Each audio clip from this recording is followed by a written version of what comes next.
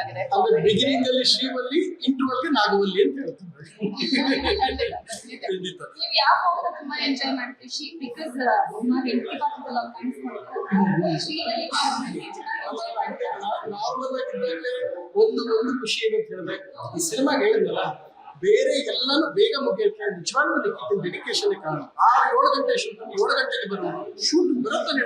ದೆವ್ವ ಕೇಳ್ತಾ ಇಲ್ಲ ನಾನು, 7 ಗಂಟೆ ದೆವ್ವಕ್ಕೆ ಬೇಕಕ್ಕೆ ಟೈಮ್ ಔಟ್ ಆಗಲ್ಲ, ಅದು ಮಾಡಲ್ಲ, ಯಾವ ತೊಂದರೆ ಕೊಡದೆ ಸಿನಿಮಾ ಮುಗಿಸೋದು. ಇವ್ರ ಅಭಿಮಾನಿ ಸಂಘ ನಾನು ಕಟ್ತೀನಿ ಎಸ್ತಿ ಕೈನ ಜೈ ನೋಡಿ, ಕೈ ತುಂಬ ಗೋಲ್ಡ್ ಹಾಕೊಂಡ್ಬರ್ತಾರೆ, ಒಳ್ಳೇದಾಗಿ ಅವ್ರಿಗೆ.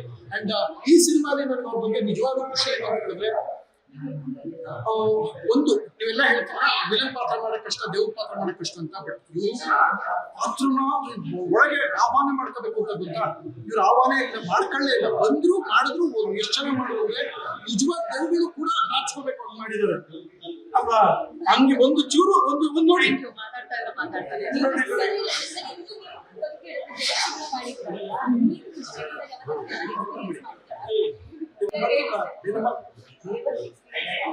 ಇಲ್ಲ, ನಾನು ನಿಜವಾಗ್ಲೂ ಮಾಡಿಲ್ಲ, ಕೊಳ್ಳೇಗಾಲದವರು ನಾವು ಮಾಡಿಲ್ಲ.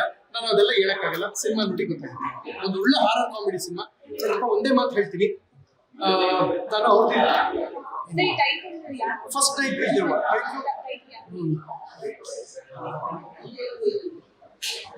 ಫಸ್ಟ್ ನೈಟ್ ಇದ್ದೇವ ಟೈಟ್ಲು ವಿನೂತ್ ಯಾಕೆ ಇಟ್ಟೆ ಅಂತ ಕೇಳ್ತೀನಿ. ಮೊದಲ ರಾತ್ರಿಯಲ್ಲಿ ಒಂದು ದೆವ್ವ ಬಂದು ಕಾಣಿಸಿಕೊಂಡಿತ್ತು ಅಂತ ಇಟ್ಟರೆ ಚೆನ್ನಾಗಿರುತ್ತಾ?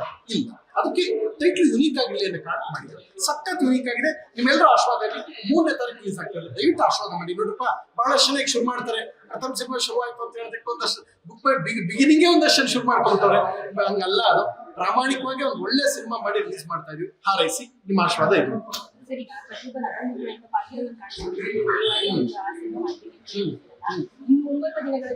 ಇಲ್ಲ, ನಾನು ಮಾಡ್ತಿರೋದು ಇನ್ನೊಂದು 2 ಸಿನಿಮಾ ಇದೆ, ಅದು ರಿಲೀಸ್ ನನ್ನ ಸಿನಿಮಾ ಸಹ ಇಲ್ಲ. ನಾನು ಆಲ್ರೆಡಿ ಬೆಂಗಳೂರು ಇಲ್ಲ, ನನ್ನ ಲಗೇಜ್ ಎಲ್ಲ ಊರಲ್ಲಿ 80% ಇಟ್ಟಾಯ್ತು.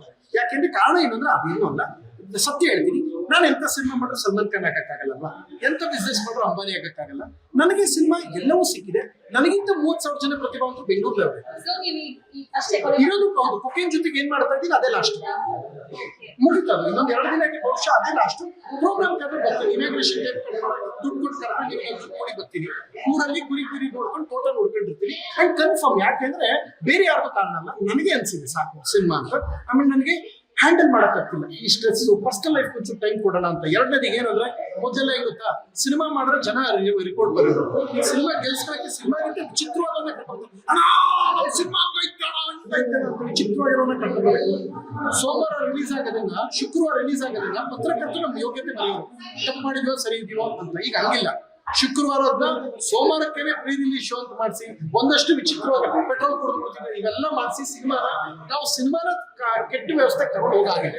ಸೊ ಇಂಥ ಇದರಲ್ಲಿ ಇರೋದಷ್ಟು ದಿನ ಎಷ್ಟು ಸಾಧ್ಯ ಕ್ಷೇತ್ರ ಆಡ್ತಾರ ಒಂಚೂರು ಮಾಲ ಇಟ್ಕೊಂಡು ಜನಕ್ಕೆ ಸಾಧ್ಯ ಆದಷ್ಟು ಕೊಟ್ಟು ನಮಸ್ಕಾರ ತುಂಬಬೇಕು. ನಿಮ್ಮ ಆಶೀರ್ವಾದದಲ್ಲಿ 3ನೇ ತಾರೀಕು ಫಸ್ಟ್ ನೈಟ್ ದೆವ್ವ ರಿಲೀಸ್ ಮಾಡ್ತಾ ಇದ್ದೀವಿ. ಕ್ಷಣ ಕ್ಷಣದ ಸುದ್ದಿಗಳಿಗಾಗಿ ಫ್ರೀಡಂ ಟಿವಿ ಸಬ್ಸ್ಕ್ರೈಬ್ ಮಾಡಿ, ಲೈಕ್ ಮಾಡಿ ಹಾಗೂ ಫಾಲೋ ಮಾಡಿ. ಹೊಸ ಸುದ್ದಿಗಳ ನೋಟಿಫಿಕೇಶನ್ಗಾಗಿ ಬೆಲ್ ಐಕಾನ್ ಮೇಲೆ ಕ್ಲಿಕ್ ಮಾಡಿ.